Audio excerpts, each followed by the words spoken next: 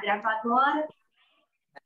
Hoje a gente tem a Cássia aqui conosco, a Cássia Anselmo, que veio da Federação Espírita do Estado de São Paulo. A gente agradece aí a Cássia estar conosco. A Cássia é diretora da assistência espiritual da Federação Espírita. Ela é vice-diretora da área de Infância, Juventude e Mocidade da FESP por 3 anos.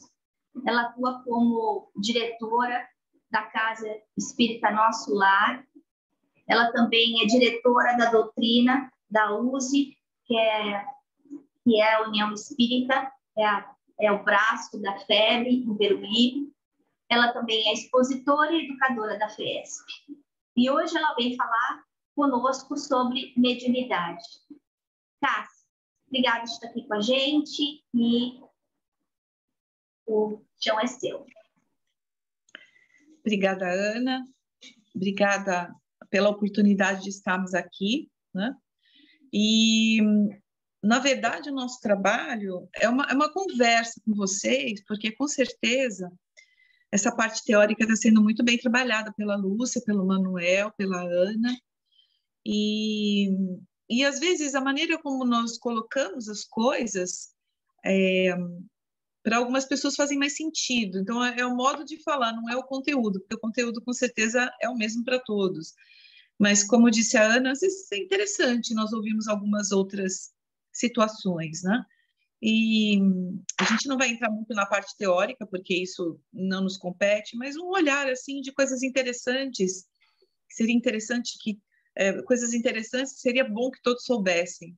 E algumas situações que já ocorreram, nossa experiência dentro do campo da mediunidade. Então, assim, um olhar mais reflexivo, um olhar mais no dia a dia, é o que a nossa proposta, como foi na aula do passe também. Bom, muito bem. Quando a gente fala de mediunidade, pode mudar, Aninha, por favor? Quando a gente fala de mediunidade, isso é claro para todos, né? Que a mediunidade é uma faculdade natural que permite... Tá bom. Tá ok. A mediunidade, na verdade, ela é algo que acompanha todos os seres, né? Então, ela faz parte da nossa vida em maior ou menor grau. É algo que nós precisamos aprender a conviver com, para que a nossa vida seja mais saudável. E entender que algo existe é essencial para que a gente possa, primeiro, sim, aquilo existe, então como que eu me relaciono com essa situação? E a mediunidade, ela é inerente a todos os seres vivos, né? Todos os seres humanos, todos nós espíritos. Porque a mediunidade nada mais é do que a possibilidade de nós nos comunicarmos uns com os outros por meio do pensamento. E o pensamento é a linguagem dos espíritos, né? Então, a mediunidade é uma faculdade natural que permite sentir e transmitir a influência dos espíritos, possibilitando o intercâmbio e a comunicação entre o mundo físico e espiritual. Mas se nós realmente abrirmos esse leque, nós vamos perceber que é a comunicação com os espíritos, né? Ela é possibilitada pela mediunidade. Então, quando o médium é aquele medianeiro, é o que vai mediar uma comunicação. E aqueles que estão no plano espiritual, não tendo corpo, vão precisar de alguém que traga dentro da materialidade ali a condição de serem ouvidos. E para isso tem que ter alguém que sinta, que perceba essa linguagem, né? Então, a mediunidade proposta por Kardec, quando ele se colocou dentro desse estudo, foi algo extremamente revolucionário, porque foi a possibilidade de uma comunicação efetiva, né? Quando Kardec vê lá as mesas girantes, ele diz, não, aí tem uma inteligência, onde está essa inteligência? E ele se coloca em busca disso, ele abriu uma porta incrível, algo assim que talvez nós ainda, mesmo espíritas, nós ainda não tenhamos a condição de entender o que isso significou. Parece que são coisas muito simples, e a mediunidade é simples, mas assim, o alcance disso a possibilidade que se abriu com isso é uma coisa incrível. Então, nós temos que ser muito gratos realmente à espiritualidade e a Kardec, que trabalharam de uma forma tão incrível e nos possibilitou esse entendimento e adentrar a essa realidade espiritual, o que isso significa na nossa vida. Veja o que a doutrina espírita conseguiu contribuir para todos nós. Cada um de nós aqui tem uma história, e com certeza a doutrina espírita foi muito importante dentro dessa história. Podemos mudar, por favor? E aí vocês poderão perguntar, mas todos são médiuns? E nós vamos responder... antes disso, né? A gente tem que entender que sim, todos nós somos médiuns. Na verdade, a mediunidade é uma ferramenta, ela, dentro da sua importância, a ferramenta ela vai se qualificar do uso que nós fazemos dela. A gente pode ter um bisturi e usar para salvar uma vida, como podemos usar o bisturi para prejudicar alguém. Então, ela é uma ferramenta. E isso demonstra claramente a necessidade que nós, que vamos manusear essa ferramenta, temos para utilizá-la bem, para que ela seja útil para a humanidade, para nós, e que não nos cause transtornos, né? E para isso a gente tem que aprender muito bem e compreender o que ela é, como nós podemos aplicá-la, de que maneira isso pode facilitar a nossa vida, e sair um pouco daquele entendimento. Às vezes a gente quer repetir outras religiões, aquelas com as quais que nós estamos acostumados, nós queremos repetir alguns preceitos dentro do Espiritismo. E muitas vezes isso vem carregado de muitas situações que não são verdadeiras, ou que são equivocadas, ou que são atreladas a um processo de dogmas, do pensamento de culpa, do castigo, e de que todo mundo está aqui pagando, e que todo mundo, sabe, uma coisa muito negativa. Então, entender toda essa conotação, não só da mediunidade, mas do que seja a vida, todo o lado filosófico da vida, dessa condição de estarmos lá e cá, e do quanto essa comunicação com a espiritualidade é importante para nós, no nosso crescimento, e como melhor aplicar tudo isso, é extremamente importante para a qualidade de vida que nós temos, né? Lembrar que ela sempre existiu, não foi o Espiritismo que colocou, vocês já sabem disso.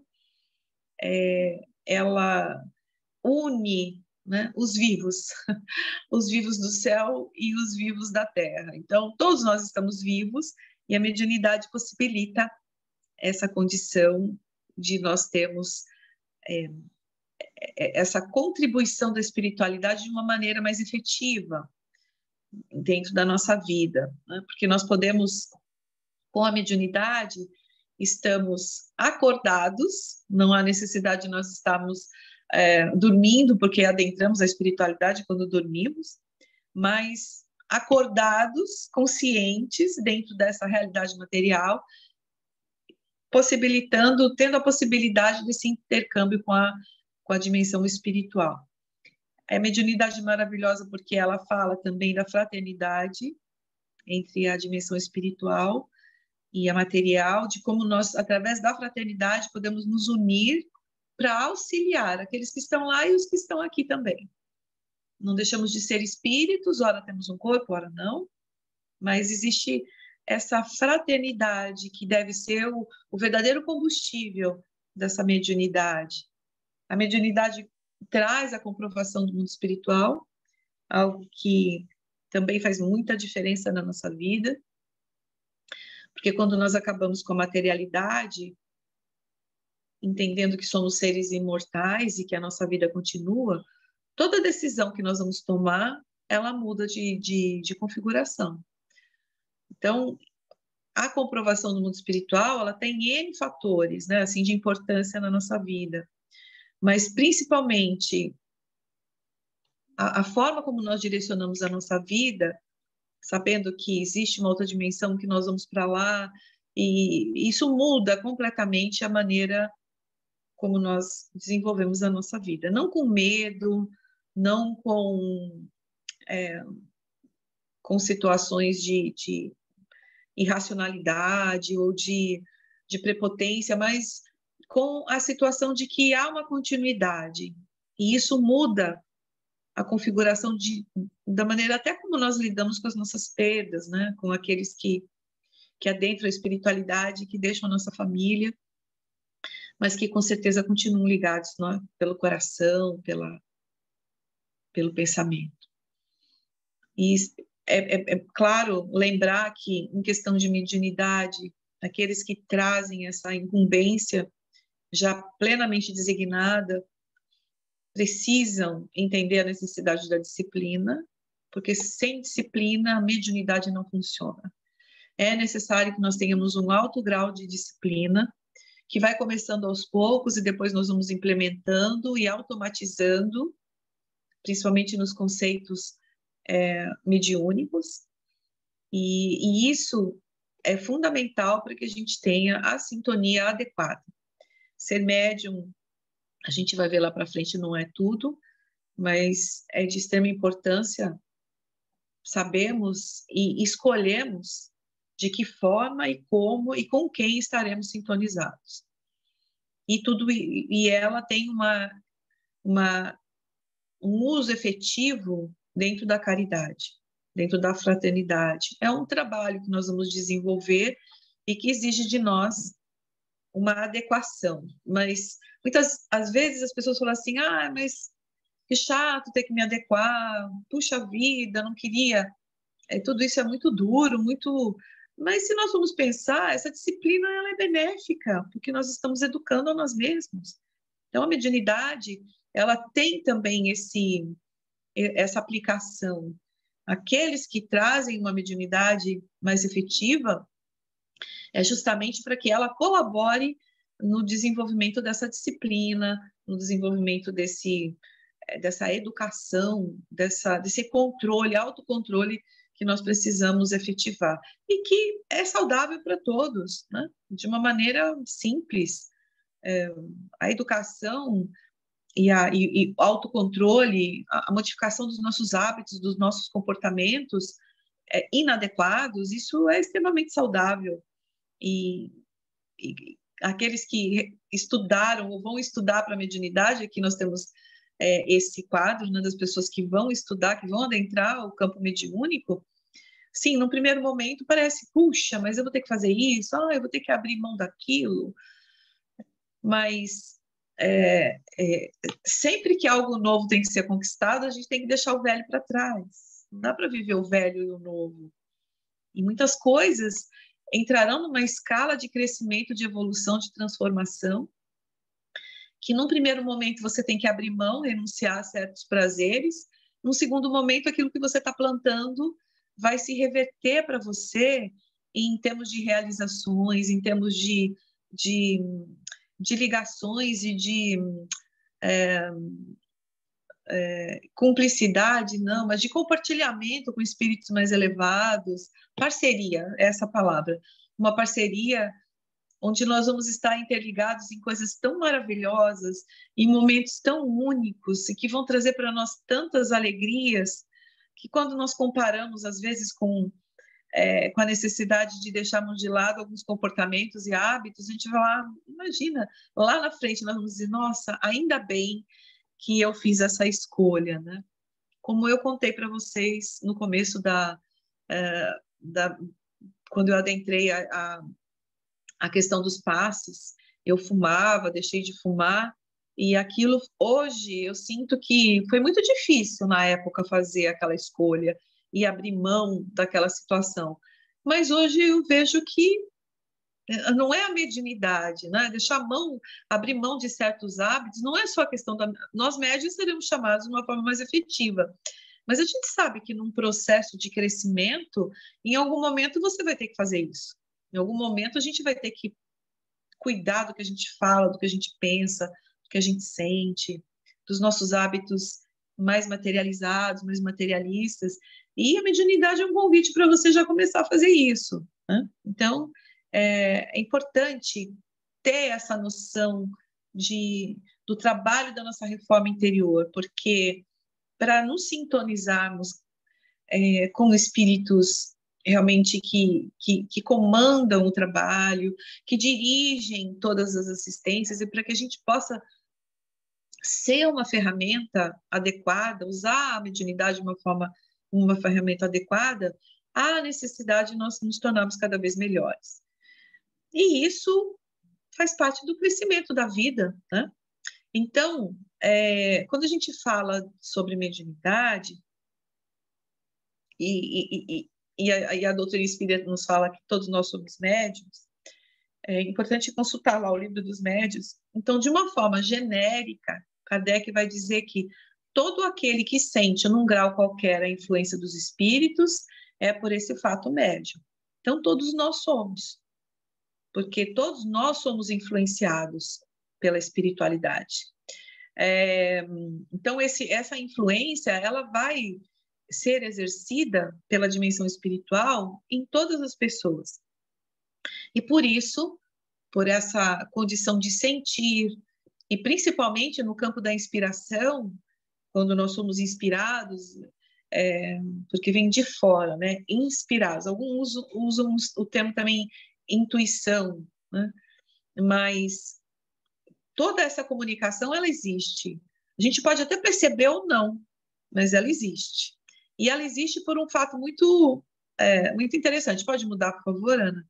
Porque na nossa constituição orgânica existe algo, vocês também devem estar estudando, já estudaram, uma glândula importante que é a glândula pineal. É através dela, dentro do nosso cérebro, né? Dentro do nosso campo biológico, fisiológico, nós temos aí essa glândula que é uma antena. E essa antena, por si só, ela já existe. E é por meio dela que nós vamos sentir e perceber a espiritualidade. A grande diferença é que, para algumas pessoas, esse contato com a mediunidade ele vai ser mais efetivo. E nós já nascemos assim. Aqueles que têm esse contato maior com a mediunidade, na realidade, é por conta dessa antena. E todos nós nascemos assim. Alguns, ou em algumas fases da nossa vida, isso pode se apresentar de forma mais efetiva. Por exemplo, eu vi uma pergunta aqui agora, mas me escapou, eu não li ela inteira, desculpe. Na fase das crianças, até 7 anos, como nós ainda estamos conectando, né, formando essa ligação mais efetiva com o nosso campo biológico, nós vamos sentir mais a presença da espiritualidade. Depois disso, essa conotação vai se desligando, nós vamos nos desligando um pouco disso. Dentro do espiritismo, nós não aconselhamos que pessoas muito jovens tenham aí um trabalho mais efetivo com a sua mediunidade. Nós aconselhamos que o ideal seria o estudo, mas não esse exercício para aumentar a sensibilidade, e muito pelo contrário, o estudo sim, e um tratamento espiritual, os passes, para que aquela mediunidade ela possa ser acomodada até que seja um momento adequado, venha um momento adequado para que o jovem possa educar a sua mediunidade. Ele tem a mediunidade, ela ainda não está educada, mas ela precisa ser controlada. E por que a gente fala isso? Existe um fator biológico de crescimento do corpo. O corpo ele só completa o seu crescimento efetivo aos 21 anos. E existe o lado também emocional, o lado moral, o lado da própria vida em sociedade. Então, um jovem, ele já traz tantas situações onde ele está deixando de ser criança para ser na pré-adolescência, ele vai entrar ao mundo da adolescência, que já é uma fase extremamente conturbada, onde ele vai aprender a lidar de forma mais efetiva com a sua sexualidade, com a transformação do corpo, com a vida, né, em sociedade, onde ele vai buscar amizades, ele vai cortar o cordão umbilical com os pais, e vai buscar a sua independência emocional, e é uma fase bem conturbada. A gente não pode generalizar, mas na maioria das vezes isso que acontece. Imagina colocar uma mediunidade no meio disso. Ele não consegue entender nem quem ele é, nem o que ele está fazendo aqui. Existem espíritos que são diferenciados, né? Então, vejam que alguns vêm com essa tarefa e têm a capacidade de desenvolver, mas a grande maioria não. A gente não pode colocar um peso desse em cima das crianças e jovens. Então, aquilo que nós temos como não uma regra, mas é uma atitude consciente de educarmos essas crianças e deixar passar essa fase mais aguda, colocando-os, inclusive, em tratamento espiritual, onde a espiritualidade vai bloqueando, aos poucos, existe aí a condição da espiritualidade trabalhar em bloquear por um tempo essa mediunidade até que venha o momento disso realmente vir à tona. O terceiro olho seria o centro de força frontal, né? Então, é o centro de força frontal. Isso aliado à glândula pineal, mas é a glândula pineal que funciona efetivamente. Esse centro de força, ele também tem algumas funções, mas não dá para a gente abrir isso aqui agora, né? Podemos mudar, então? Então, de uma maneira específica, vamos dizer assim agora, na realidade, a gente pode chamar de médiums aqueles que vêm com uma faculdade mediúnica mais bem caracterizada. Então, genericamente, todos nós somos médios, né? Mas especificamente, somente alguns vão desenvolver essa situação da faculdade mediúnica como um elemento de tarefa mediúnica, realmente. Então, precisa de uma certa intensidade. E nós já nascemos com essa condição. Aqueles que serão médiuns videntes, médiuns psicofônicos, audientes, nós já nascemos, porque isso é orgânico. Nós já nascemos com essa capacidade orgânica. O que acontece é que alguns vão demorar um pouco mais de tempo para perceber isso, ou para educar, outros não nascem com essa condição. E por que eu digo isso? Por exemplo, se todo mundo pudesse ter a mediunidade que quisesse, como seria o mundo? Eu poderia desejar ter uma vidência 24 horas por dia. Isso seria bom para mim? Como que isso impactaria dentro da minha vida? Eu não consigo escolher isso.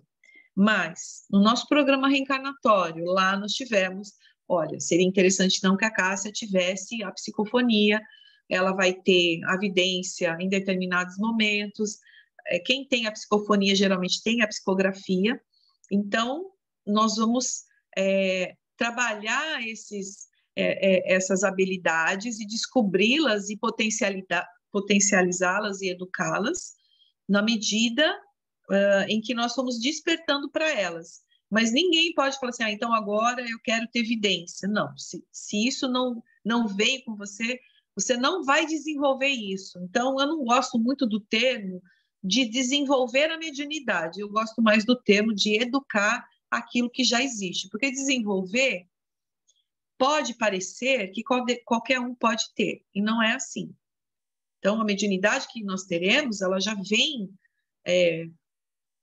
dentro de uma condição orgânica nossa.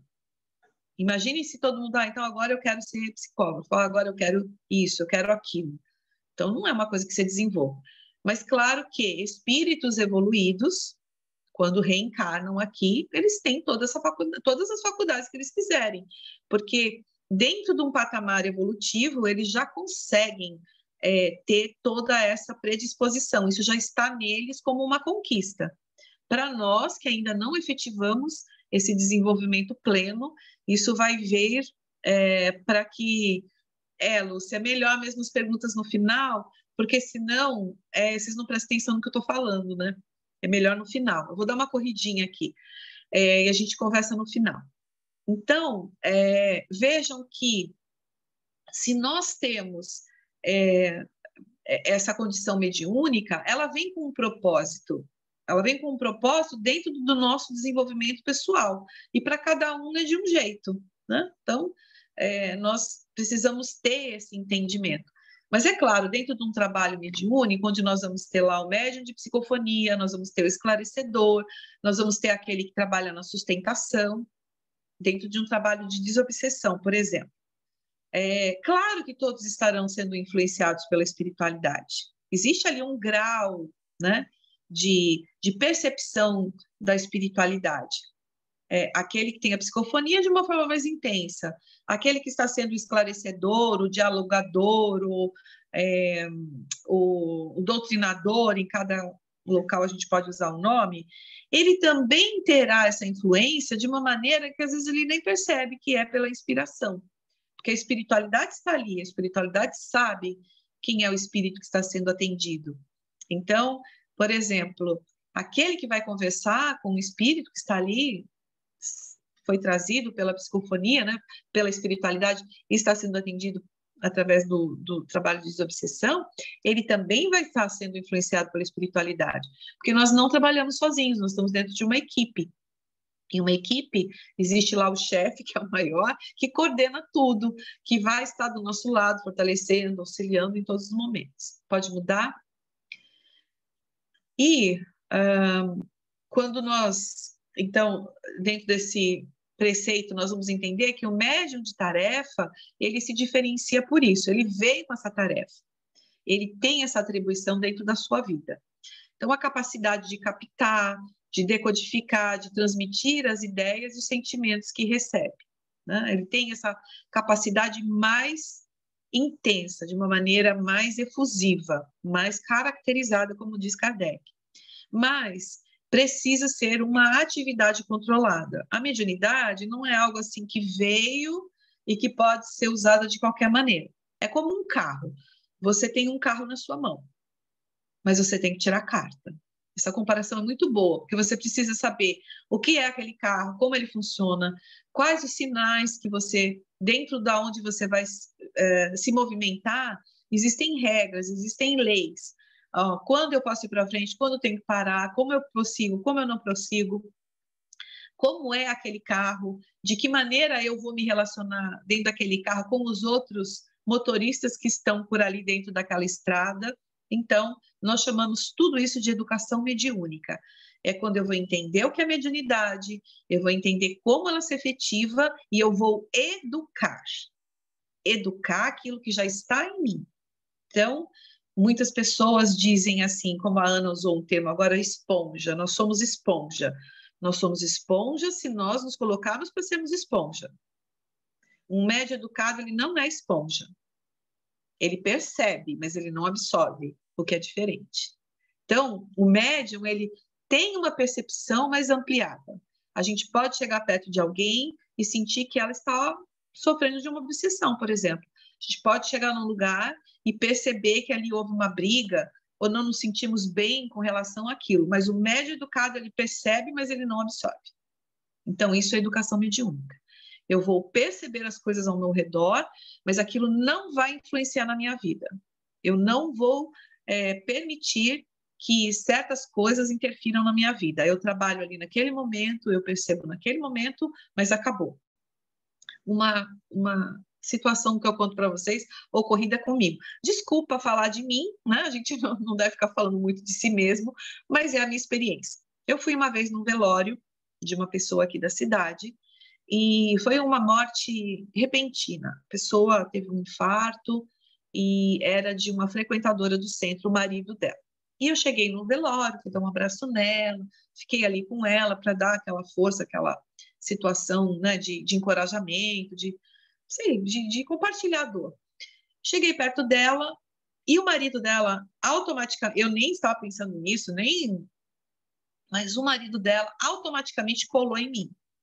Eu quero que você fale com a minha mulher. Eu preciso que você diga para ela isso, isso, isso, isso. E aquela sensação de angústia que ele estava, aquela sensação. Eu disse, meu irmão, agora não é momento para isso. Se acalme, pensamento a pensamento. Ninguém me viu doutrinando espírito ali, claro, né? Mas eu comecei a conversar com ele, falei, se acalme. Vi que a espiritualidade estava ali e comecei a ajudar a espiritualidade, já que ele estava nesse processo de ligação mental comigo, a acalmá-lo e para que ele pudesse se tranquilizar e seguir o seu caminho, se deixar ser cuidado pela espiritualidade. Então, isso é educação mediúnica.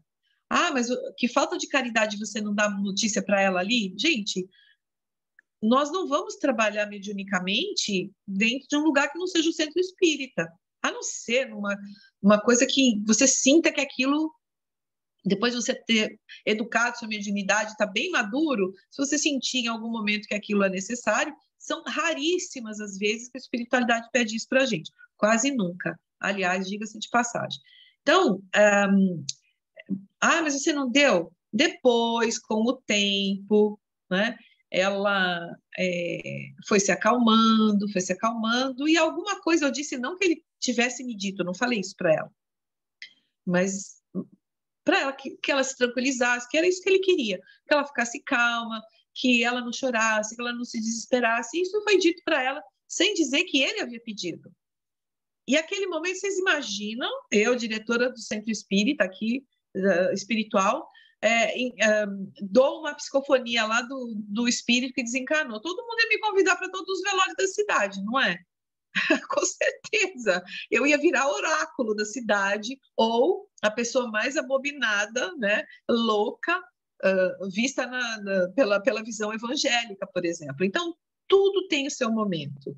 A gente pode perceber, mas tudo tem o seu momento, o local. E quando saiu dali, fiz uma oração por ele, fiquei um pouco mexida, mas cortei a ligação mental. Acabou. Quando a gente termina uma reunião mediúnica ou um contato, assim, acabou, porque a nossa vida não é aquela. A gente ajuda e passa, não carrega com a gente. Pode mudar, por favor? E aí nós vamos ver a diferença. Aí vocês podem dizer, mas só dentro mas outras pessoas também não sentem isso? Sentem, mas aí a gente não chama de mediunidade, porque mediunidade é essa capacidade de se comunicar de forma educada, de forma em que se entenda o que está acontecendo. Aí a gente dá o nome de mediunidade.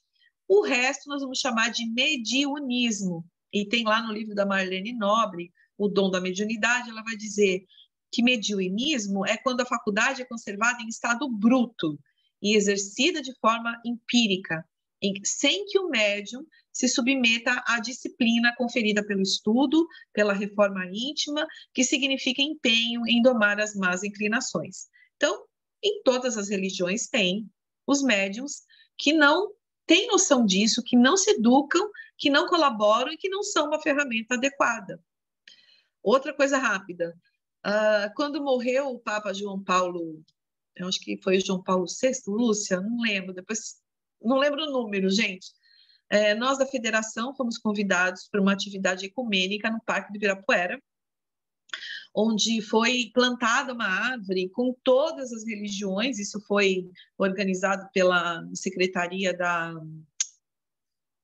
acho que da Educação, algo assim. Então, o secretário chamou o representante de todas as diversas religiões, então tinha lá da Umbanda, tinha os evangélicos, tinham de uma outra religião, do islamismo, tinham várias religiões, né?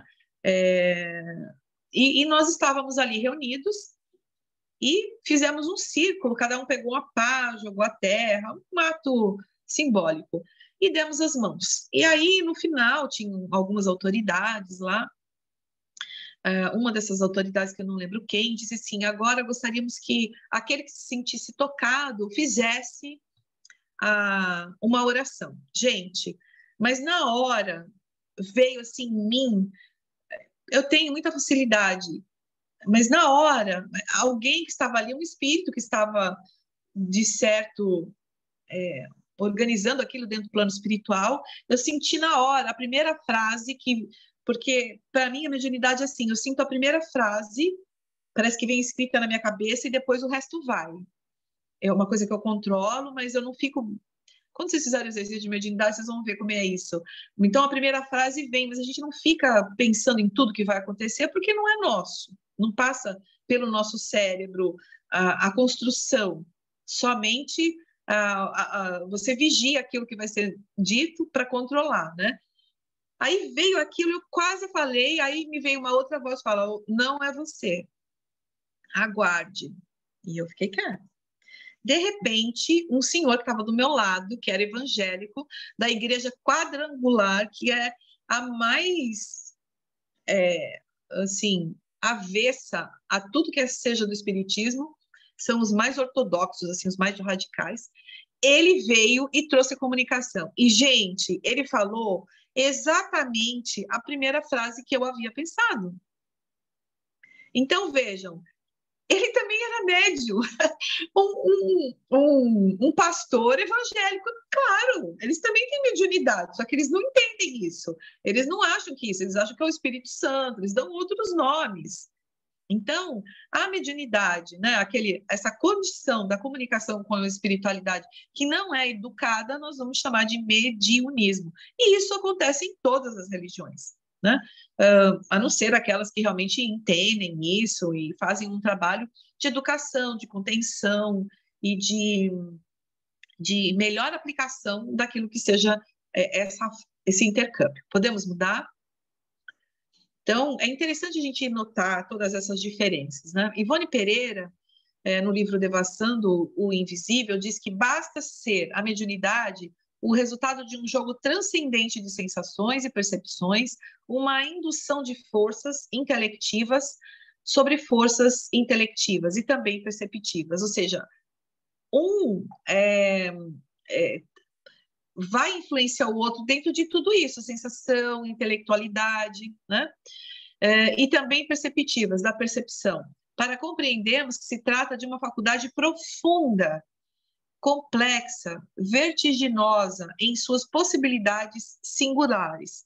Então, ao mesmo tempo em que é algo meio que automático, orgânico, né? Algo que acontece, muitas pessoas não sabem por quê, existe uma complexidade dentro desse funcionamento. E vocês, quando estiverem fazendo a prática mediúnica, com certeza serão orientados sobre isso.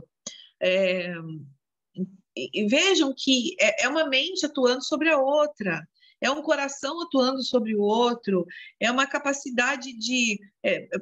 a mediunidade traz para nós médiuns a capacidade de perceber o sentimento do outro, o pensamento do outro. E aí, o que a gente faz com tudo isso? Precisa ter preparo.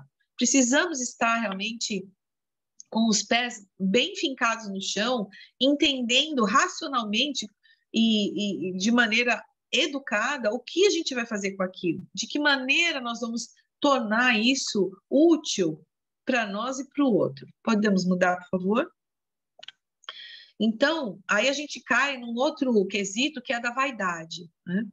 Então, a mediunidade propriamente dita independe da inteligência. Então, aquele médium que se acha o último golinho de Coca-Cola no deserto, ele veio justamente para trabalhar sobre a sua vaidade, né? Porque a mediunidade, ela pode vir com uma pessoa extremamente inteligente ou não.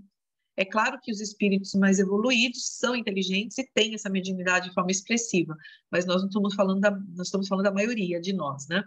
Bem como as qualidades morais. Então, o médium, ele pode não ter nenhuma qualidade moral, ele pode não ter nenhuma inteligência e nascer com a mediunidade. E isso não é motivo para que a gente se envaideça, para que a gente se ache melhor do que ninguém. Isso é muito importante, viu, gente? É muito importante. Em falta de instrumento melhor, pode o espírito servir-se daquele que tem a mão. Então, é a história lá do burrinho, né?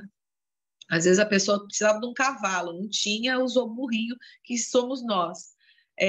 Então, vejam que a gente não pode se envaidecer, porque o motivo que faz com que a gente nasça com a mediunidade não é porque nós somos melhores, mas é porque nós somos necessitados. Alguns têm uma capacidade, né, com um pouco mais de virtude, já conquistou, já é um pouco mais virtuoso, mas vamos nos lembrar também que no Evangelho está dizendo que aquele que é virtuoso nem sabe que é. Nem sabe que é. Então, a vaidade, ela nos coloca numa sintonia muito perigosa, que é a da fascinação. Aquele médium que se acha demais, ele vai se ligar com espíritos que se acham demais também, ou que querem prejudicá-lo. E a vaidade é uma porta escancarada para um processo obsessivo. Porque a mediunidade tem dois lados. Sem equilíbrio, nós somos facilmente influenciáveis pelos espíritos obsessores, certo? A gente vai falar mais para frente um pouquinho. Então, a vaidade é algo que a gente tem que buscar o equilíbrio. Também aquela coisa de que, eu sou culpado, eu não tenho nenhum valor, eu tenho isso porque eu tenho que pagar. Gente, isso também não é saudável. Não, eu vim com a mediunidade porque tenho um aprendizado a fazer. Não sou melhor nem pior que ninguém. Eu vou pegar esse instrumento, essa ferramenta e vou fazer o melhor que eu puder. Nem me achando mais, nem menos, porque você se achar de menos, sem se valorizar, isso também é uma coisa negativa, viu? Isso também vai te ligar com espíritos que não são tão equilibrados assim. Então, é o equilíbrio que a gente tem que buscar. Saber do nosso esforço, do nosso empenho, mas saber que o telefone também toca de lá para cá. A gente também não pode se envaidecer, porque aquilo que a gente produz não é nosso. Um escritor também tem que ter a noção de que aquilo que ele psicografa não é dele. Então, por que ele vai se envaidecer? A obra não é dele. Aquele que pinta, pictografia, também não é dele. Por que ele vai se envaidecer? Não é? As grandes comunicações, que também não são tão comuns, as pessoas que trazem talvez uma mensagem de espírito jamais que são conhecidos, não diria nem que são os mais evoluídos, talvez os mais conhecidos. A mensagem não é sua. Às vezes aquele espírito, para poder utilizar da sua mediunidade, tem que fazer um esforço danado, porque você não estava ali compatível. Como diz assim, né? Em falta de instrumento melhor, pode o espírito serviço daquele que tem a mão. Então, a gente tem que ter muito equilíbrio, muito bom senso e raciocinar aquilo que a gente está pensando. Podemos mudar? E aí entra um fator também interessante, que a gente vai falar meio por cima, porque o tempo não vai permitir muita coisa, a questão do transtorno mental, né? Transtornos mentais, como administrar um transtorno mental com a mediunidade? Gente, transtorno mental são alterações do funcionamento da mente, prejudicam o desempenho da pessoa na vida familiar, social, pessoal, no trabalho, nos estudos, na compreensão de si mesmo e dos outros, na possibilidade de autocrítica, na tolerância aos problemas e na possibilidade de ter prazer na vida em geral. Isso é um resumo do que seja o transtorno mental. Claro que existem vários transtornos mentais, e alguns são controláveis, a pessoa toma medicação e ela tem uma vida funcional, outros não. Então, uma pessoa que tenha transtorno mental grave, como uma esquizofrenia, como uma síndrome do pânico, assim, sem controle, né? Não na crise. Às vezes a pessoa tem síndrome do pânico, tem uma depressão, mas ela toma medicação, ela tem aquilo, mas está sob controle e ela pode sim desenvolver a sua mediunidade. Mas as pessoas que não têm esse equilíbrio, que não têm esse controle, elas estão vedadas à prática mediúnica. Porque todos esses motivos que nós falamos aqui. Então, ela vai ter alteração da sua mente, ela não vai ter condição de uma vida social, de uma vida em família, ela não consegue administrar a própria vida. Como que ela vai captar o sentimento, o pensamento, a dor do outro e continuar, conseguir realizar um trabalho mediúnico? Tem que se ter muito cuidado, tem que se ter um exame espiritual muito intenso. A gente fazia isso lá na federação, uma pesquisa mesmo espiritual para saber se aquela pessoa tem condição de desempenhar o papel na mediunidade ou não, né? E isso vai combinar com o que Kardec nos diz. Pode mudar, por favor? A gente tem que refletir, né? Então, mediunidade, transtorno mental e obsessão são coisas que estão muito correlacionadas. Há que se ter cuidado, não tem que se ter medo, tá? Mas há que se ter cuidado. Então eu tenho depressão, não posso. Não disse isso. Às vezes a gente tem depressão, mas ela está controlada, ela está bem, eu tomo remédio, mas está tudo certo. Não tem problema nenhum. Agora, eu tenho depressão, mas eu estou na crise. Se abstenha, é claro. Quando você está na crise, você não está conseguindo lidar nem com os seus problemas, como que você vai lidar com o problema do outro? Agora, transtornos graves, como, por exemplo, a esquizofrenia, impossibilitam completamente o trabalho mediúnico. Porque a pessoa, ela traz uma carga de transtorno mental, de impressões dentro dela, onde ela vive num mundo de fantasia, num mundo de delírio, em que ela não vai saber diferenciar o que é dela, o que é do espírito. Então, a gente tem que tomar muito cuidado com relação a isso. Pode mudar, por favor? Claro que isso é só para a gente comentar, né? Não é uma coisa que talvez não se aplique em nenhum caso aqui, mas é algo da nossa experiência, a gente achou bom comentar. E às vezes, né? Por exemplo, isso quem me contou foi o Alejandro Veras, que é um psiquiatra. Ele e o Rafael Latorraca, que são da AMES, Associação Médica Espírita do Estado de São Paulo, me contaram uma história bem interessante. Nós fazíamos um estudo há muito tempo atrás, e eles me relataram que eles foram num centro espírita, foram convidados para fazer uma palestra, e viram lá um jovem que era o presidente da casa. E ele ficou meio assim, nossa, um rapaz tão jovem, presidente, ele deve ter, né? Bem, né? É estranho, mas deve ter ali as suas qualidades e tal, mas eles acharam estranho. Quando eles começaram, eles são psiquiatras, quando eles começaram a conversar com o jovem, eles perceberam que o jovem era esquizofrênico. Então, ele relatava coisas que ele via, que tais espíritos estavam perseguindo, e que veio espíritos que combateram. Então, as pessoas muito simplórias e muito, talvez, sem essa condição do estudo, né? Como é importante estudarmos tudo, inclusive tudo que se relaciona com o ser humano tem que ser uma pauta na nossa vida, principalmente transtorno mental, que faz parte da vida de todo mundo, né? A gente esbarra aí sempre nisso. Então, eles viram que o jovem tinha esquizofrenia. Como que uma pessoa que tem esquizofrenia pode dirigir uma casa espírita? E aí eles chamaram do lado lá as pessoas que haviam convidado e disseram. E claro que dentro de algum tempo o jovem foi então convidado, não era mais o presidente. Gente, é uma carga que você coloca em cima da pessoa muitas vezes, né? E que ela não tem condição emocional de lidar com aquilo, nem racional. Então, a mediunidade, e talvez ele tivesse uma mediunidade, com certeza ele tinha, mas o que era mediunidade no caso da esquizofrenia? O que era mediunidade? O que era delírio? A gente pode se confundir com isso, né? Então, a gente tem que tomar muito cuidado. A mediunidade por si só não basta. É imprescindível saber que tipo de onda mental assimilamos para conhecer a qualidade de nosso trabalho e ajuizar da nossa direção.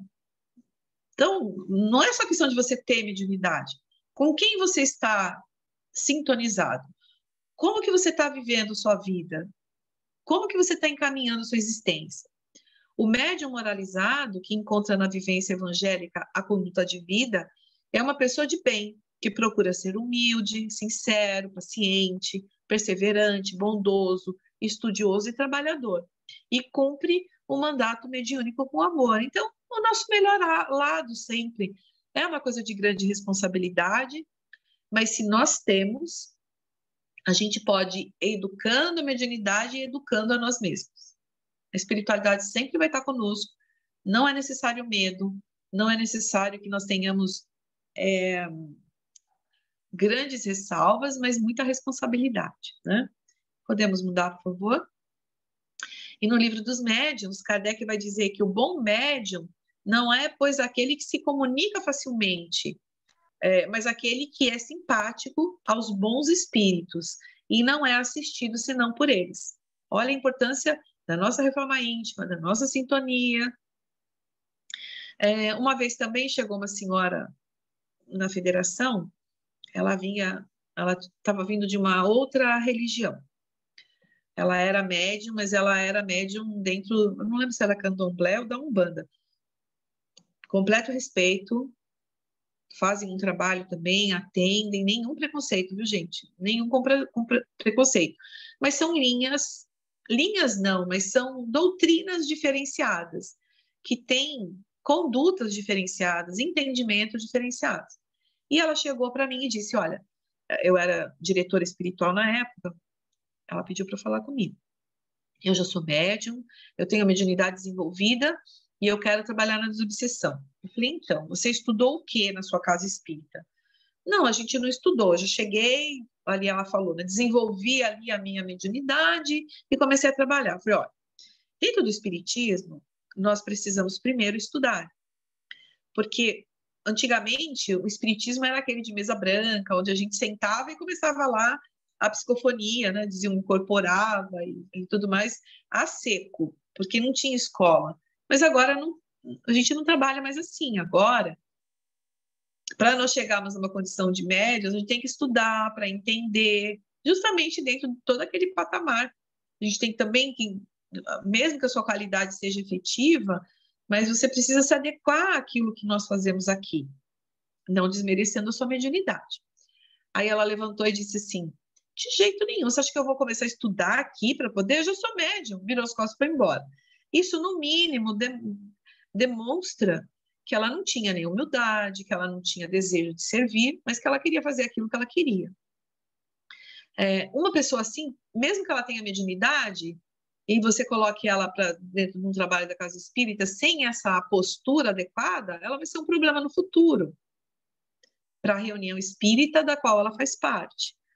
Então, existem preceitos que não são no campo assim do preconceito, do moralismo ou de sermos elitistas, nada disso, de jeito nenhum. Mas sim existe disciplina. Quando eu vim aqui para a casa espírita, que eu trabalho hoje, eu saí de São Paulo, vim para Peruíbe e estou na casa espírita aqui.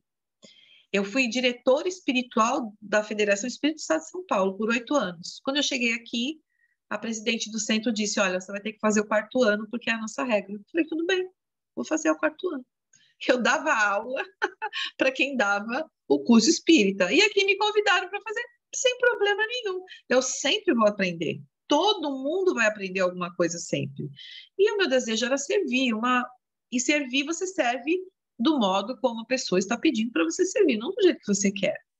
Então, isso é assim, fundamental.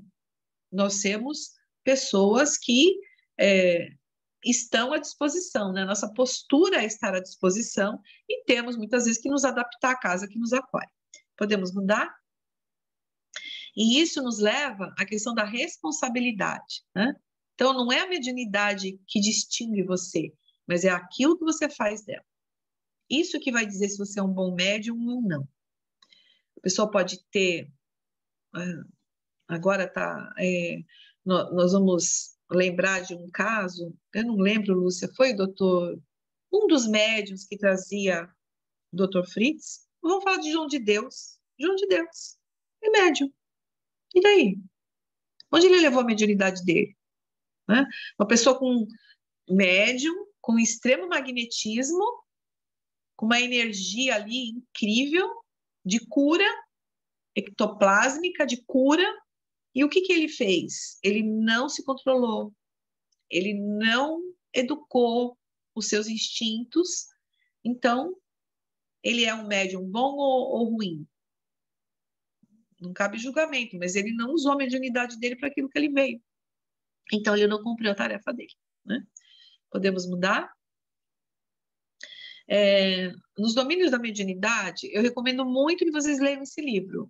É assim, depois do livro dos médiuns, nos domínios da mediunidade, é o livro que todo mundo tinha que ler. Talvez você esteja até estudando com ele, né? Então, lá no capítulo 1, André Luiz vai dizer que é contraproducente intensificar a movimentação da energia sem disciplinar o impulso. É perigoso possuir sem saber usar. O espelho sepultado na lama não reflete o esplendor do sol. E aqui, por que eu trouxe essa fala de André Luiz? Primeiro que a gente tem, como já dissemos, estudarmos, entendemos. Então, a gente não pode intensificar alguma coisa sem disciplinar o impulso. É o caso do jovem, por exemplo, é o caso das pessoas que não têm conhecimento de causa do que seja mediunidade, de como aplicá-la dentro da casa espírita.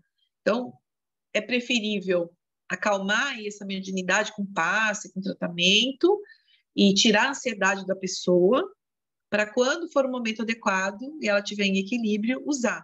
Porque você não pode colocar mais fogo numa casa que está pegando fogo. Não tem como isso. Você vai intensificar uma coisa que está sendo negativa? Não tem como, né? Então, há necessidade de educação, de equilibrar, né? Lá na federação nós tínhamos até o DPM, que era o Departamento de Equilíbrio Mediúnico para os Alunos. Aquele aluno que chegava já com a mediunidade muito exacerbada, ele participava de um treinamento, de um estudo, e aquilo ia sendo acomodado, porque é algo que nos chama. A mediunidade, muitas vezes, ela aparece de uma forma desregrada e urgente para levar a pessoa para a casa espírita e para ela poder, de alguma forma, iniciar aí o seu caminho de crescimento também. Podemos mudar? No livro dos médiuns, também, questão 221. O exercício da mediunidade tem inconvenientes em si mesmo no tocante às condições de saúde, excluindo os casos de abuso. E aí ele vai dizer que sim, né? Pode mudar também, Aninha.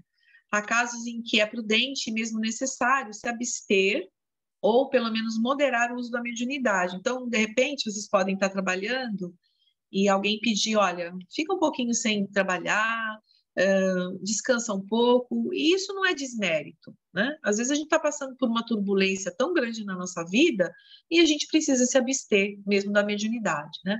Isso depende do estado físico e moral do médium, que geralmente percebe. Quando ele começa a sentir-se fatigado, deve abster-se. Então, um cansaço muito grande, nem a espiritualidade nem Deus querem nos sobrecarregar. E a gente vai desenvolver isso concomitantemente com a nossa vida. Mas a nossa vida material é a que tem que ter a nossa atenção maior. Então, aquele médium que, quando vocês estiverem já na prática mediúnica, se sentirem cansados, com um problema muito grande na família, é claro que isso não é o momento para vocês terem uma carga maior ainda. Então, Kardec, não sou eu, diz que é melhor a gente se abster. Pode mudar. Vamos pular essa? É aquilo que eu já disse lá das mentes fracas, né? Porque a gente já está no final. É importante lembrar também a importância da gratuidade daquilo que a gente faz. Jesus nos convida a dar de graça aquilo que a gente recebeu de graça. Uma pessoa que se forma médica, estuda, se esforça, ela pode cobrar por aquilo que ela teve de estudo, é o seu ganha-pão, é a sua vida. Mas um médium, mesmo que ele tenha estudado sobre mediunidade, ele não estudou sobre aquilo que ele está trazendo. Não foi ele que se formou, não é o esforço dele num livro, numa pintura ou numa cura. Quando existe qualquer tipo de imposição de cobrança, seja ela monetária ou emocional, porque às vezes aquilo que a gente quer ganhar é reconhecimento, gratificação. Então, o médium ele tem que ter dentro dele muito claro que ele vai se doar. E não importa, ele nunca vai cobrar, evidente, mas também não esperemos elogios, não esperemos nenhuma gratificação emocional. Porque se a gente fizer isso, esperando que alguém nos elogie, que alguém reconheça o nosso esforço, vai ser muito fácil a gente desistir. Porque na maioria das vezes as pessoas não fazem isso. Na maioria das vezes as pessoas cobram ainda mais da gente. Então, Jesus nos convida a curar, se for essa a nossa mediunidade, a trabalhar da maneira que for dentro da casa espírita, mas nunca esperar nada em troca, nem emocionalmente. Aquilo que a gente pode esperar em troca é o nosso crescimento, a nossa satisfação pessoal, isso sim, é nosso, não depende do outro, né? Porque senão não vai ser de graça. Podemos mudar?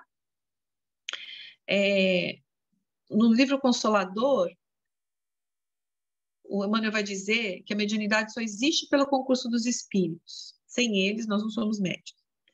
E os atributos medianímicos são como os talentos do Evangelho.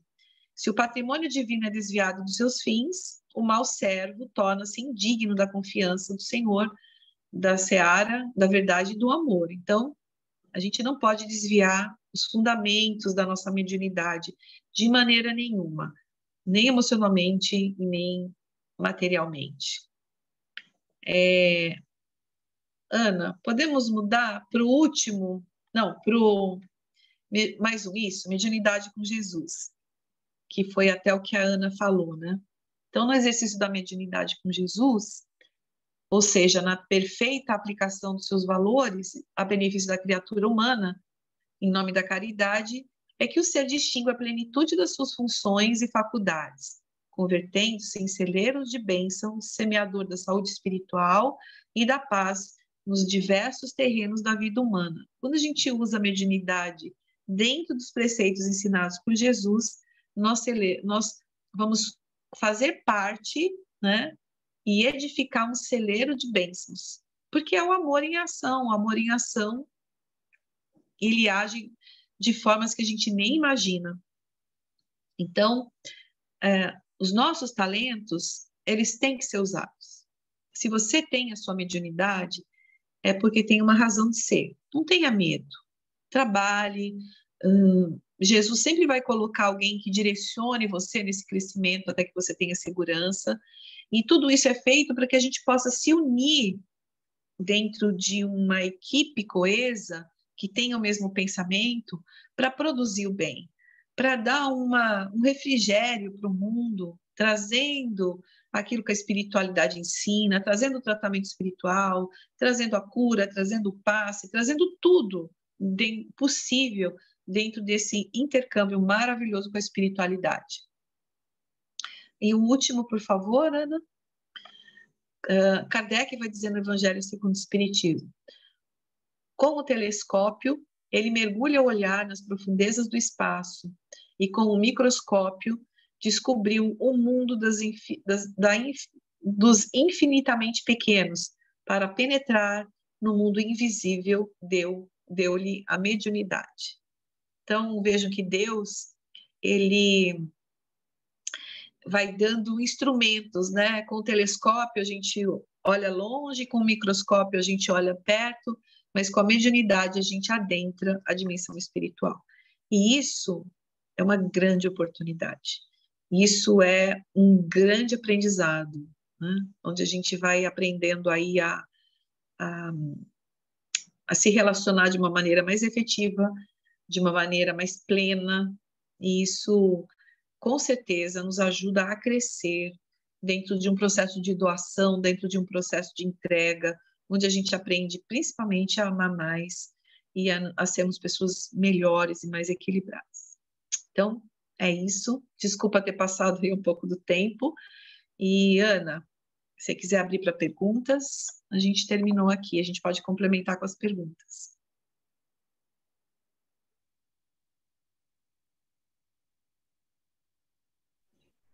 Obrigada, Cássia.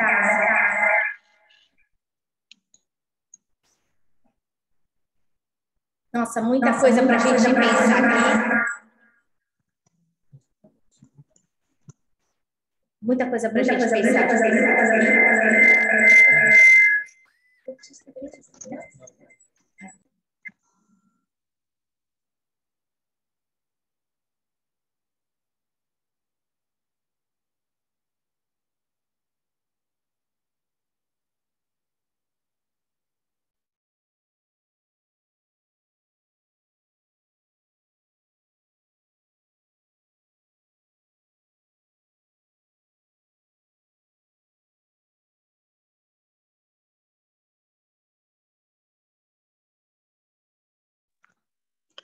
Então, pessoal, realmente são muitos temas, né?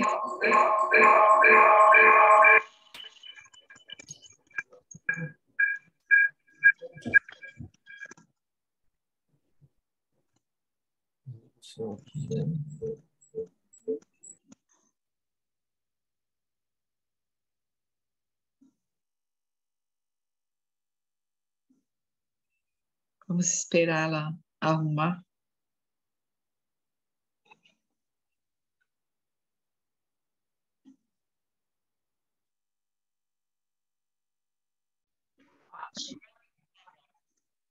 Obrigada, Cássia, pela palestra linda. Eu estava tão empolgada com tudo que você estava falando que eu não parava de mandar os meus pensamentos no grupo. Desculpa ter te atrapalhado.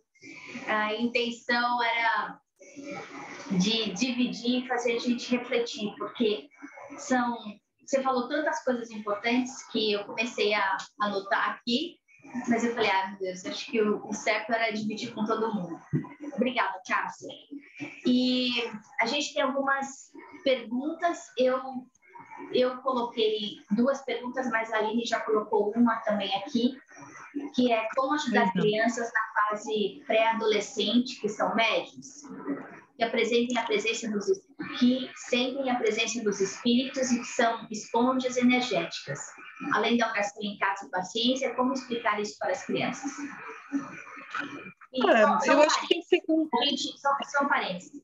A gente tem visto isso aqui no centro, sabe, Cássia? Não só com essa criança em particular, mas com outras crianças em que a criança está vendo espíritos o tempo inteiro, muitas vezes ela não verbaliza que está vendo, mas tem medo de ir no banheiro sozinha, precisa do pai e da mãe para tudo, tem uma alteração grande de comportamento, assim, eu diria, num dos casos, a gente teve um caso de licantropia,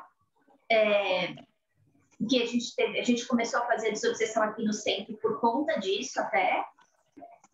E então, como a gente ajudar essas crianças que muitas vezes elas nem se dão conta do que está acontecendo, sabe? Ela tem medo de ficar sozinha, mas ela não sabe o que está acontecendo. Ela não fala do tipo, tem alguém aqui, eu estou vendo isso, eu estou vendo aquilo. Não, mas não consegue ficar sozinha. Ana, primeiro a gente tem que estudar muito bem o que é.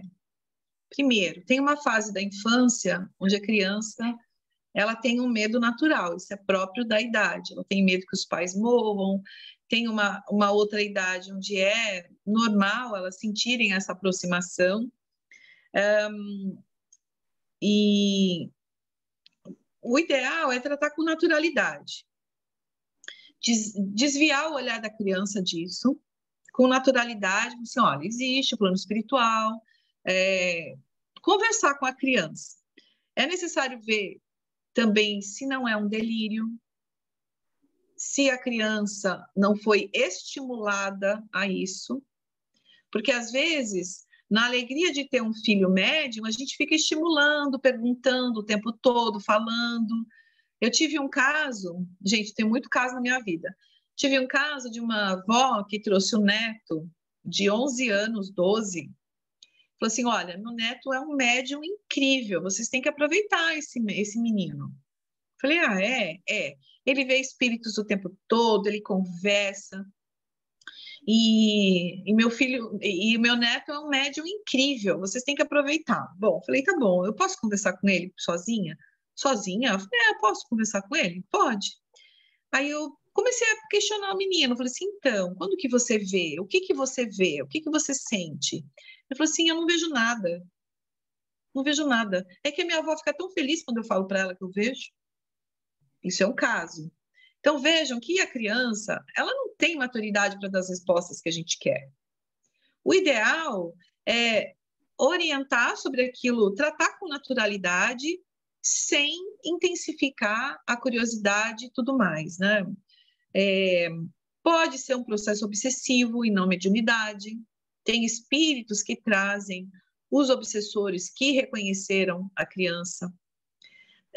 Existe também uma questão de memória inconsciente da criança, que pode ter passado por uma perseguição e ela traz isso não é mediunidade.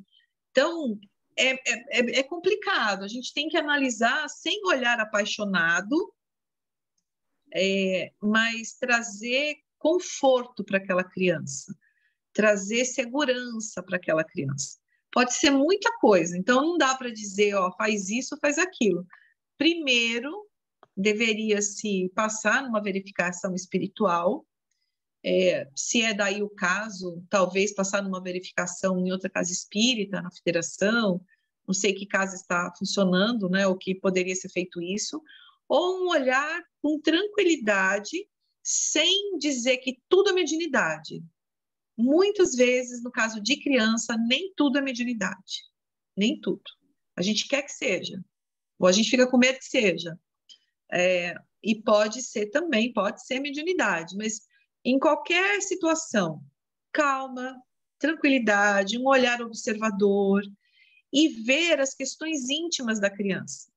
Às vezes o que a gente tem que prestar mais atenção não é se a criança é médium ou não, mas como ela é com ela mesma, como ela se relaciona com os pais, como que a gente pode fortalecer a autoestima e a segurança daquela criança.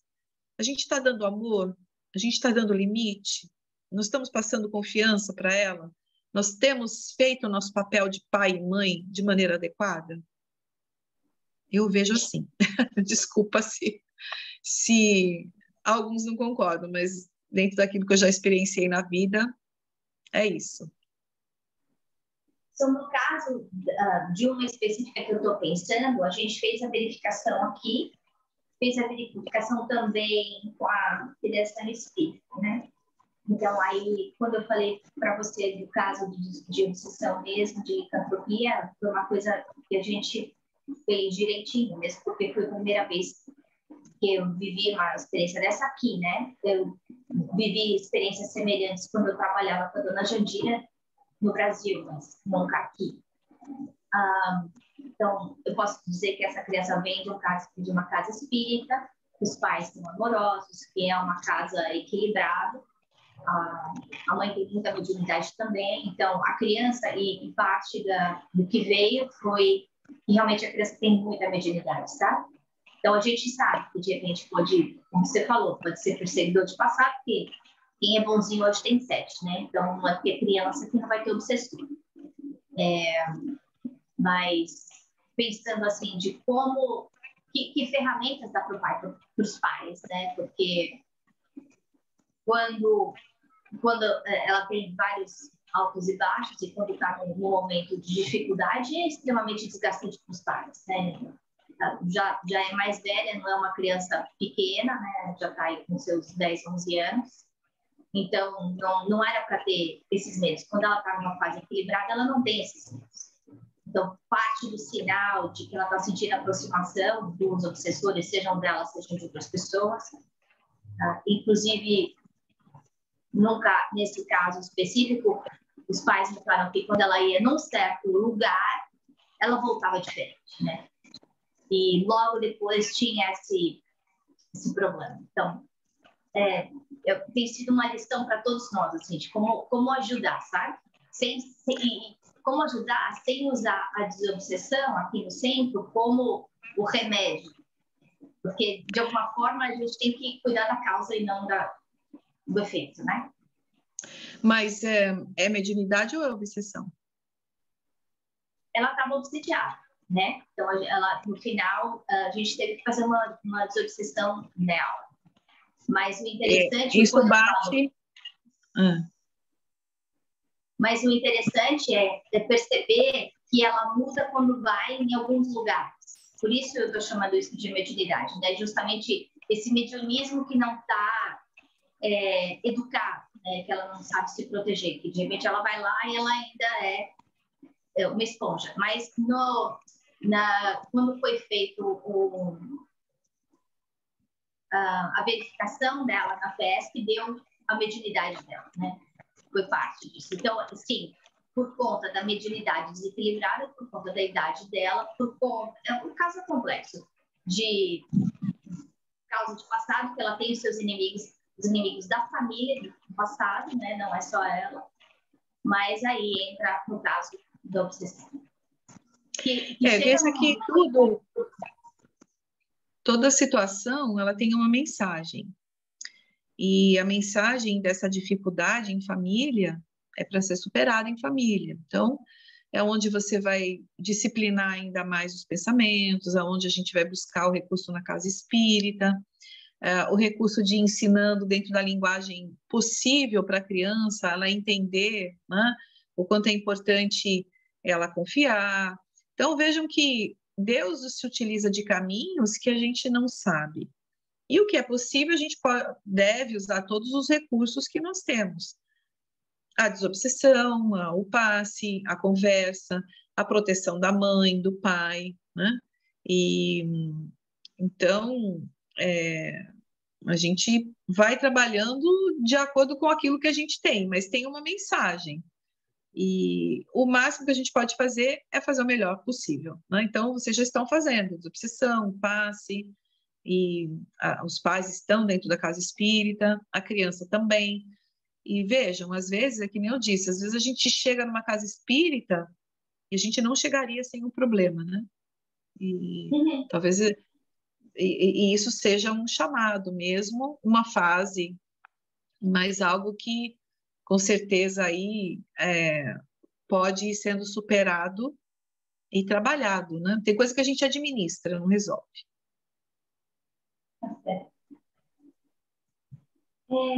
Bom, quem quiser colocar perguntas no chat, por favor, coloque, eu faço as perguntas, enquanto isso eu vou fazer a minha pergunta. Isso não tem tanto a ver com a mediunidade, mas tem a ver com o seu background de evangelização, né?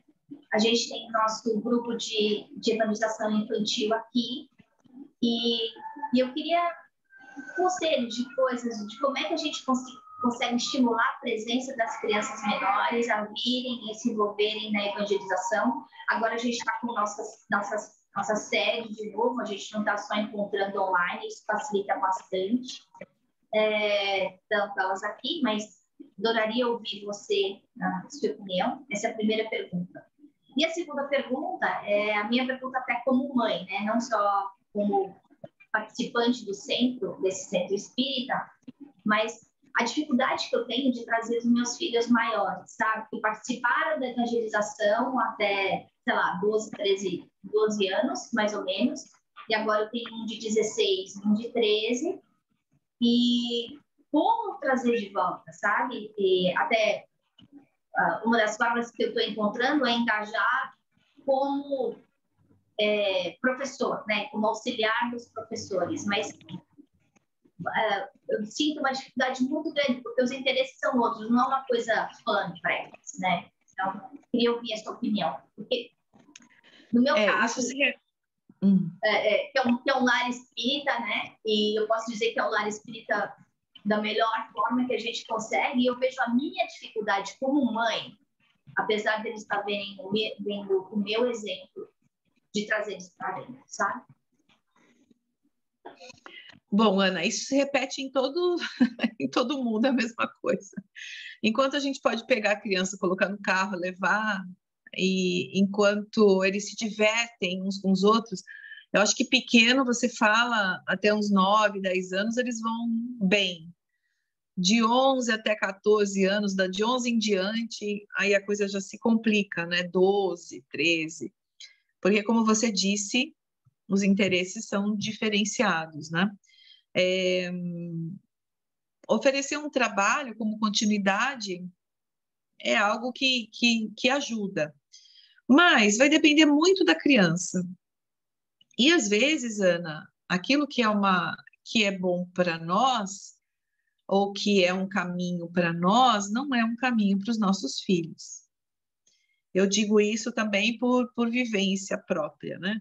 A intenção de levar a criança para a casa espírita, de fazer ela entender os preceitos, entender o evangelho, estudar, é para que ela seja uma pessoa boa, para que ela aprenda a se ligar com Deus nos momentos de dificuldades, para ela ter valor, né? Para ela ter valores morais adequados, porque a gente não vai poder estar com os filhos o tempo todo. E então, quando a gente consegue colocar os valores adequados, a gente sabe que eles vão ter uma chance a mais quando tiverem que fazer as suas escolhas, né? E nem sempre aquilo que é caminho para a gente é caminho para os nossos filhos. Chega uma época também na adolescência onde existe um fator emocional de ruptura com os pais. É quando nós rompemos o cordão umbilical e aqueles que eram referências para a nossa vida, nosso pai, nossa mãe, eles já não são as referências que nós buscamos.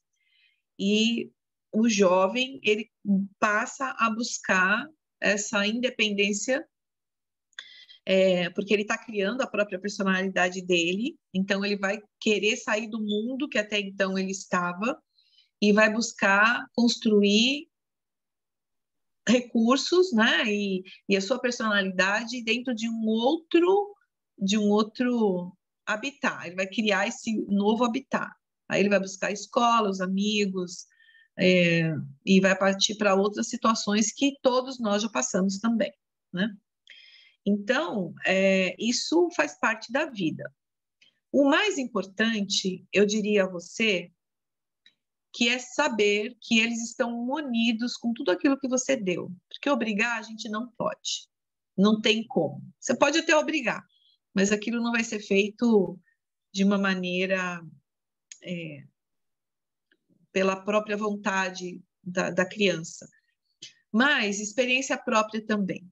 Os meus filhos também fizeram. Eu tenho uma de 38 e um de 32 anos. A menina foi à federação, fez até o preparatório. Por exemplo, ela fez até o preparatório. Depois ela não quis seguir esse caminho. O meu filho, ele fez até a mocidade. Depois ele não quis mais seguir esse caminho. Mas eu vejo neles tudo aquilo que eu semeei. Então, quando eles têm alguma dificuldade, eles buscam as ferramentas que foram apresentadas para eles, né? E não dá para a gente forçar, porque não é todo mundo que vai ser trabalhador da casa espírita. Fiquei até surpresa e feliz, porque há algum tempo atrás, e também chega uma fase da idade de adulto, onde tem a faculdade, relacionamento, filhos. O que a gente vê é que chega a idade adulta e lá na frente, quando tudo isso se acalma, essa fase de grande construção, a tendência é que eles voltem, porque aí começam os problemas com os filhos, ou a vida se acalma, toma um outro rumo, e a tendência é que eles busquem de novo esse abrigo espiritual, né? Mas o mais importante, gente, a gente tem que estimular, tem que fazer o possível realmente para que eles estejam perto da gente, mas o mais importante não é que eles estejam dentro de um centro espírita, mas é que o espiritismo e os ensinamentos de Jesus estejam dentro deles. Isso é o mais importante, né? E depois, num outro momento, se vocês quiserem, eu vi que tem mais perguntas, a gente pode trabalhar sobre a infância, conversar alguma coisa sobre a infância num outro momento, né? A gente adoraria, porque eu acho que esse é um tópico em voga agora para a gente, super importante, como a gente está reinventando a nossa evangelização infantil. Tá bom. Obrigada. Elaine, você quer fazer sua pergunta? Eu posso tentar, que agora está mais calma. Oi, Cássia, obrigada. Oi. Então, eu queria saber, assim, se você pudesse falar um pouco mais, na verdade, sobre o papel dos apoiadores na reunião mediúnica, assim, na questão fluídica mesmo, sabendo que, né, a grande parte dessas pessoas não são médios extensivos, na verdade. Obrigada. Imagina. O importante, Elaine, assim, quando a gente dá o treinamento para o esclarecedor, ou para o apoiador, primeiro, que ele encare aquele com quem ele vai conversar como se fosse alguém da sua família. O que você gostaria de dizer? Como você gostaria de orientar aquela pessoa? É necessário para o esclarecedor ou apoiador que ele leia, que ele busque as orientações em livros interessantes, como Fonte Viva, como Pão Nosso. Existem algumas literaturas exclusivas mesmo, né, para esclarecedores. Diálogo com as Sombras é um livro muito bom também, do Hermínio Miranda, que a gente indica. Mas o mais importante para o esclarecedor é saber ouvir. Então, nós temos que aprender a ouvir, porque nós vamos ter que buscar em alguma fala daquele que está trazendo a comunicação, a gente tem que buscar alguma coisa nessa fala para que a gente possa fazer uma orientação adequada. Então, saber ouvir. Não é legal quando a gente já vem com a resposta certa, com a frase pronta. Seja bem-vindo, meu irmão. Estamos todos aqui para te recepcionar. Olhe à sua volta que amigos espirituais estão prontos para te levar. Vá em paz, que Jesus te abençoe. O que o Espírito disse? Nada, né?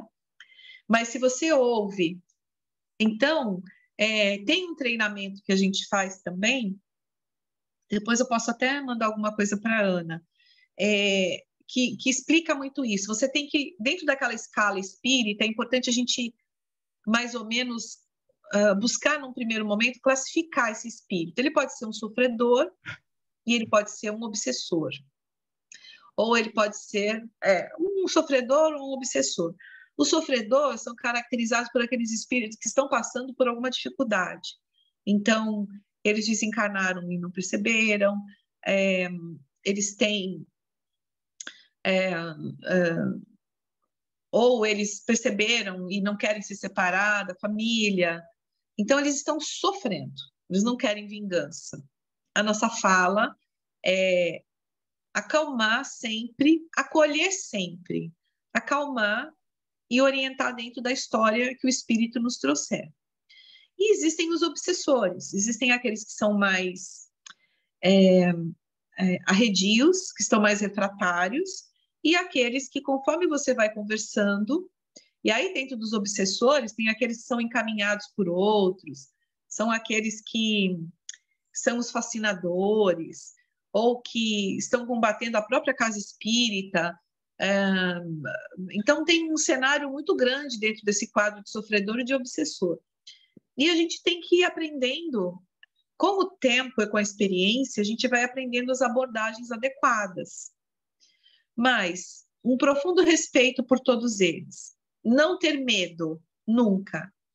Saber que nós estamos sempre acompanhados pela espiritualidade e que a gente faz parte de uma equipe. Você não sabe quem está ali sentado, a espiritualidade sabe. Então, quando a gente fica calmo e mais tranquilo, a gente consegue permitir uma sintonia mais fina com a equipe espiritual e nós somos inspirados pela espiritualidade no tocante ao melhor a fazer. Então, vem uma inspiração mesmo, de uma abordagem, de uma colocação que vai penetrar, né? Tem alguns que são refratários, a gente não vai conseguir acessar, mas tem outros que vão ter que voltar várias vezes. E isso também não é responsabilidade do esclarecedor, mas é um estado possível para aquele espírito naquele momento. Então, os meios que eu indicaria, leituras para você ter um maior poder de argumento, respeito pelo sentimento do outro que está ali, pela situação dele, né? E imaginar que se você estivesse no lugar dele, o que você gostaria de ouvir, o que seria o melhor para você.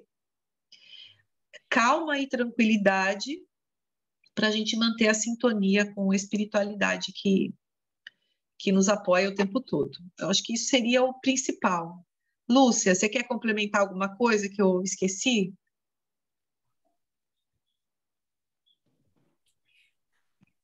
Cássia, a colocação que você fez foi perfeita, mas eu gostaria de insistir na vibração amorosa, porque a gente sabe que o obsessor que está querendo vingança, com ódio, se sentindo prejudicado de mil formas, você pode conversar e falar para ele as coisas mais bonitas que você leu e aprendeu, 10 minutos, 20 minutos, meia hora, que não vai mudar coisa nenhuma. Esse desligamento entre o obsessor e o obsediado vai acontecer com o tempo, com o esforço dos dois. Então, a força maior é a energia amorosa. Então, é simbólico o choque anímico, né? A gente ligada com o plano espiritual, vibrando intensamente, pelo despertamento consciencial dos dois, né? E para que eles percebam a ajuda do plano espiritual. Então, a gente pode falar, mas mais do que tudo, a gente tem que estar nessa sintonia da vibração amorosa. Perfeito, Lúcia. Isso me parece... Desencarnados. Sim, os dois.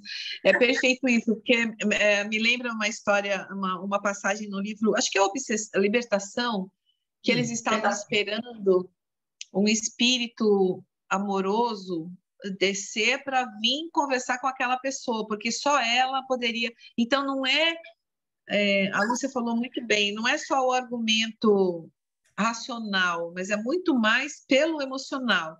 E quando nós estamos nesse processo, a emoção está falando muito alto, e aquilo que envolve, que acomoda, que acalma e que neutraliza o ódio é o amor.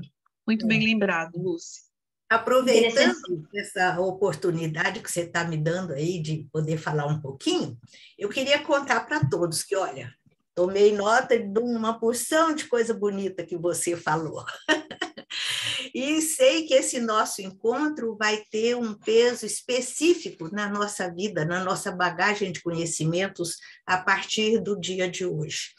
Mas de tudo que você falou, que me marcou mais e que eu considero mais importante para o grupo que eu conheço bem, é acerca da importância de buscar o novo, de deixar o velho para trás. Quando você falou isso, meu coração balançou. Se a gente não tiver essa postura de querer aprender, de querer renovar, de abrir mão dos velhos hábitos, não vou perdoar porque ele me ofendeu. Não adianta, ofendeu, se aconteceu o que for, não tem importância, bola para frente, vamos mudar os nossos hábitos, a nossa maneira de pensar, de sentir, de agir, né? É preciso construir um novo olhar, é preciso ampliar os nossos horizontes. Por quê? Porque nós somos responsáveis pelo nosso crescimento espiritual, né? E aí, para o nosso crescimento espiritual, meus queridos do grupo Chico Xavier, é preciso estudar, é preciso disciplina, é preciso frequentar assiduamente todos os compromissos, todos os horários que a gente assumiu o compromisso, evitar acomodação. Eu sei que agora, com essa história de abrir o endereço físico, muitos estão tendo dificuldade de vir, porque realmente trabalhar virtualmente é mais fácil. Mas nós precisamos vencer essa barreira, porque nós temos o compromisso de preparar a nossa casa física para o atendimento que virá, né? Então, Cássia, com tudo isso que você falou, nós estamos fortalecidos. Muito obrigada, viu? Obrigada, Cássia. Eu que agradeço, Lúcia. Eu que agradeço a oportunidade.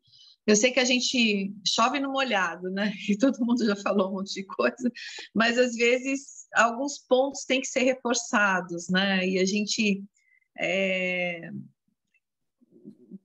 consegue ter essa força.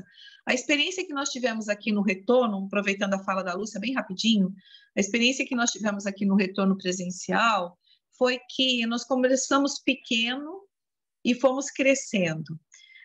Na verdade, é mais cômodo o trabalho virtual e talvez a gente não deva abrir mão, a gente tenha que buscar uma forma híbrida. Mas o presencial, em muitas das situações, ainda é o mais efetivo. E é onde a gente troca, é onde a gente busca força um no outro, porque nós estamos perto, é onde o ectoplasma funciona de maneira mais eficaz, e é onde talvez, depois dessa pandemia, e vocês, né, também num país que não fala a nossa língua, num país assim, onde vocês têm um grupo mais específico, talvez isso seja um motivo a mais ainda, né, socialmente falando, de reforço dentro da convivência. Então, comecem, nem que seja pequeno. Aí, aos poucos, vocês vão ver que as coisas vão se fortalecendo e as coisas vão se ajeitando novamente. E eu agradeço muito a oportunidade. Obrigada, Cássia. A gente fica muito feliz de ter você aqui de novo com a gente. É um prazer aí quando você está aí ensinando. A gente sempre aprende muito. A palestra definitivamente mexeu muito comigo também. esse aspecto de por que a gente tem a mediunidade na nossa vida, né? O que a gente vai fazer com essa mediunidade? Que é um chamamento, é um trabalho. Fala, mamãe. Aproveita e combina já com a Cássia a palestra sobre criança. Eu vou fazer isso. E a outra coisa é o que significa essa disciplina na nossa vida, né? Porque eu acho que isso tem o aspecto da nossa autoeducação, tem o aspecto do autocontrole, a gente sair daquele lado de não, mas eu falo assim mesmo, ou eu nasci assim, eu cresci assim, eu vou morrer assim. Como é que a gente está trabalhando o nosso autocontrole, o comportamento dentro da nossa casa, a priorização das nossas vidas, né? Porque a gente vem aqui, escuta esse monte de coisa bonita, mas aí volta para o mundo e continua vivendo do mesmo jeito, né? A gente acha tempo para tudo, mas não acha tempo para fazer a lição, para ler o livro, para se preparar para a aula. E entendendo que isso a gente não está fazendo para o outro, a gente está fazendo para a gente, né? Porque a conquista é individual. A gente pode ter esse mar de oportunidades, mas, como diz André Luiz também, os recursos estão à nossa disposição, mas e ali a nossa vontade, a nossa disciplina, a nossa responsabilidade, o nosso trabalho a respeito dessas oportunidades? Isso é cada um de nós vai dar curso disso quando chegar lá do outro lado, né? E outra coisa que eu achei importante você falar é o fato da gente estar com a mediunidade pronta, né? Como tem muitos de nós que já estamos, várias pessoas aqui no centro têm uma evidência ostensiva, dentro e fora de casa. Então a gente tem trabalhado nisso. Como é que faz para não ficar se sentindo mal, né? Com o que está vendo? Porque normalmente a gente não vê coisa boa, né? A gente vê coisa boa. Que essa diferença, eu adorei isso, que você falar de mediunismo para mediunidade, porque a mediunidade dentro do centro espírita é muito diferente da mediunidade que a gente vê fora do centro espírita. E muitas pessoas acham, não, mas eu já venho dando passividade, ou eu já recebo espírito, ou eu já vejo espírito, então eu já sei tudo isso. Na verdade, é um pouquinho diferente, né? E aí vem essa carga de humildade. Eu adorei isso que você falou, que você voltou para Peruíbe, de repente teve que ir para a escola também. Isso aconteceu comigo também quando eu vim para cá, né? Eu já dava aula na federação e aí eu tive que entrar na escola de novo. Eu fiz de novo curso básico, fiz de novo mediúnico, porque para o centro que eu estava era importante. Se eu não tivesse feito mesmo a federação com boa vontade, escrevendo tudo que escreveu, falando a meu respeito, não adiantou nada. Então, lá fui eu para a escola de novo, que foi ótimo. Como você falou, a gente esquece um monte de coisa, reaprende, né? A gente é que nem água do rio, nunca é a mesma, né? Então, o que eu tinha ouvido não significa que eu tinha aprendido. Mas obrigada, acho que muita coisa para a gente refletir. E para encerrar, eu queria fazer a prece final, agradecendo ao Mestre Jesus, agradecendo a Cássia, dando a Cássia nesse instante uma abraçada de rosas. Hoje eu vou escolher rosas lilás, que é a cor predileta de Mene. Que essas rosas possam enfeitar a sua sala, envolver todo o ambiente com um perfume profundo de paz e de amor. Vamos pedir aos mentores amigos que envolvam todos os nossos trabalhadores do centro, presentes ou não, todos aqueles que compareceram, encarnados e desencarnados, nessa palestra, pedindo em especial pela nossa amiga Odete, que está no hospital agora. Mestre amado, fortalece essa nossa casa tão pequena, mas de coração grande. E como a Cássia disse, que ela possa crescer e se fortalecer, Senhor. Ajuda-nos a ter certeza que estamos no caminho certo. Guia os nossos passos. Auxilia-nos, Senhor, nas nossas imperfeições, na nossa pequenez. Dai-nos olhos de ver para que nós possamos servir na sua seara. Nós sabemos que todos aqui estamos unidos com um propósito e não é um acaso, que temos compromissos assumidos no plano espiritual para trabalho na sua seara. Que nós saibamos, Senhor, colocar na nossa agenda diária o serviço, não o espiritismo em palavras, mas o cristianismo dentro de nós. E como Santo Agostinho diz, que a gente possa preach all the time, e algumas vezes usar as palavras. Que nós possamos ser o cartão de visita, o seu cartão de visita, em todos os lugares onde formos, através do nosso comportamento, através das nossas palavras, através do nosso pensamento, levando amor e paz a todos que nos rodeiam. Abençoa os nossos lares, os nossos familiares,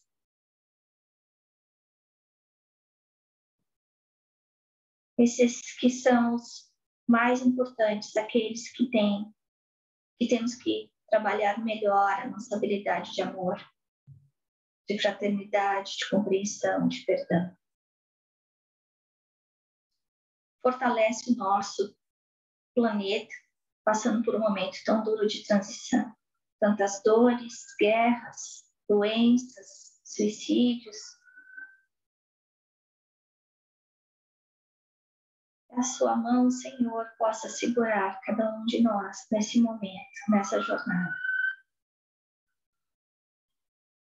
Ilumina a mente dos governantes, para que eles tenham consciência da sua responsabilidade para com o povo, mas principalmente para com o plano espiritual maior.